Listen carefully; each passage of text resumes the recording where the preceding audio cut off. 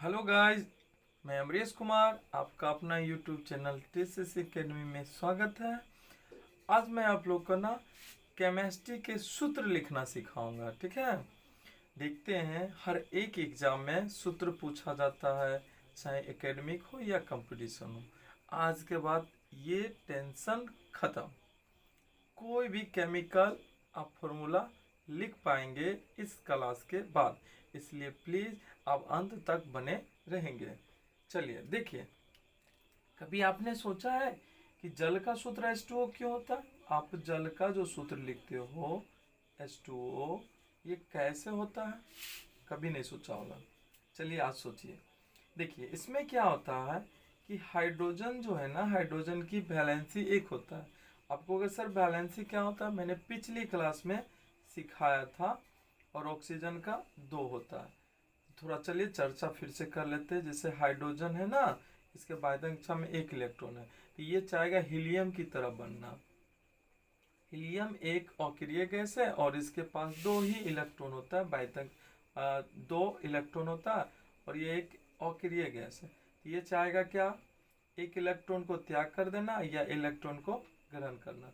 तो ये एक एक्सेप्शन है। ये क्या करता है, ये एक इलेक्ट्रॉन को त्याग करके ये प्लस बनाता है चार्ज। ठीक है, और ऑक्सीजन की बात कीजिएगा तो ऑक्सीजन के आपका कितना होता है, 8। तो 2 6, ये अपना क्या करेगा, दो इलेक्ट्रॉन लेके ये अष्टक पूरे करेगा, 2 8 की तरह बनाएगा। यानी ये नियोन होता है ना, नियोन 10, तो ये अक्रिय गैस नियोन की तरह बनना चाहेगा ऑक्सीजन।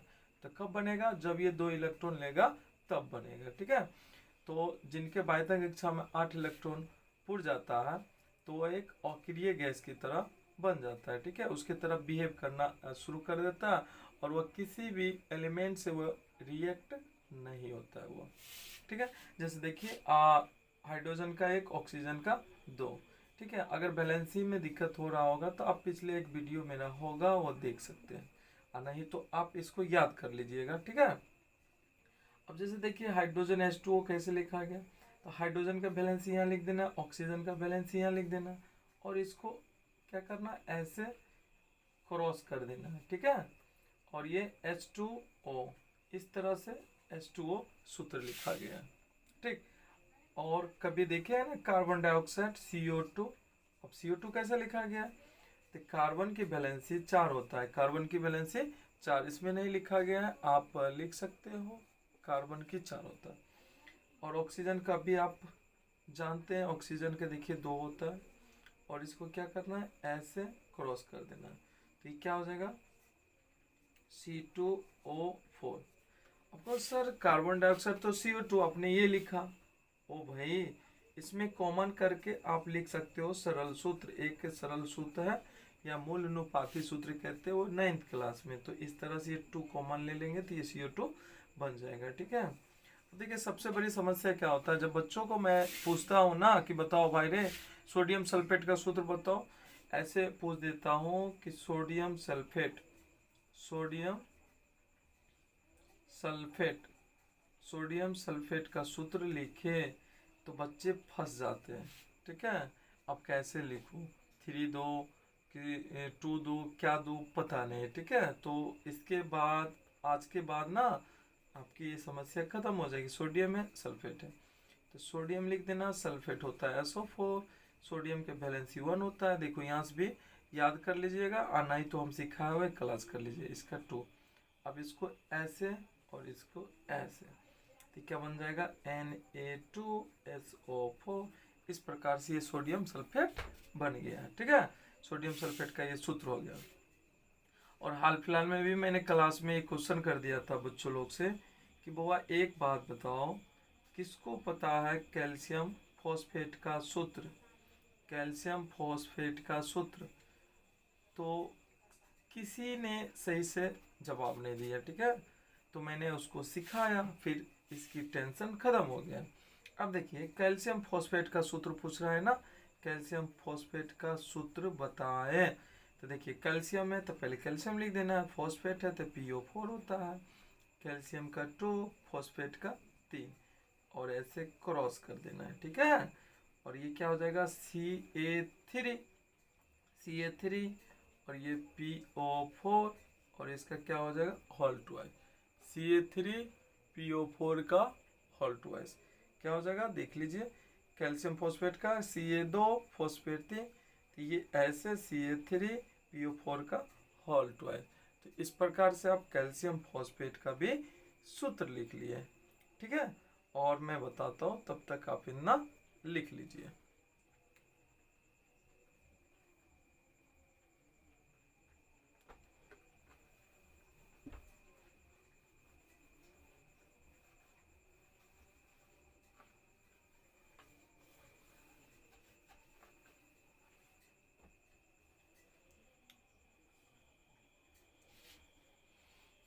अब देखिए स्टूडेंट, अब जैसे आपको पूछ देगा, बताइए कैल्शियम फॉस्फेट, कैल्शियम फॉस्फेट तो अभी बता ही दिए ना। अब जैसे आपको पूछेगा सोडियम फॉस्फेट, सोडियम फॉस्फेट, ठीक है। फिर पूछ देगा आपको, बताइए कैल्शियम कार्बोनेट का बताइए, कैल्शियम कार्बोनेट का बताइए, ठीक है। फिर आपको सूत्र पूछेगा हाइड्रोजन क्लोराइड का बताइए,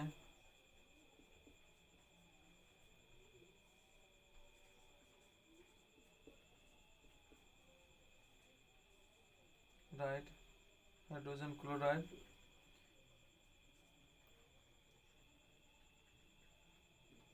पोटेशियम नाइट्रेट, पोटेशियम नाइट्रेट, ठीक है। चलिए तो इसका हम लिखते हैं। देखिए स्टूडेंट, सोडियम फॉस्फेट है ना, तो सोडियम को क्या लिख देना है बताइए, सोडियम Na, ठीक है। फॉस्फेट क्या होता है बताइए, PO4। सोडियम का पता 1, फॉस्फेट का 3, इसको इससे मैच कर दो, इसको इससे, तो क्या बन जाएगा Na3PO4। सोडियम फॉस्फेट हो गया। कैल्शियम कार्बोनेट, तो देखिए कैल्शियम का 2 और कार्बोनेट CO3 का कितना होता है, कार्बोनेट का 2 होता है ना। तो इसको ऐसे, इसको ऐसे, तो क्या होगा Ca2CO3, Ca2CO3 का होल ट्वाइस, ठीक है।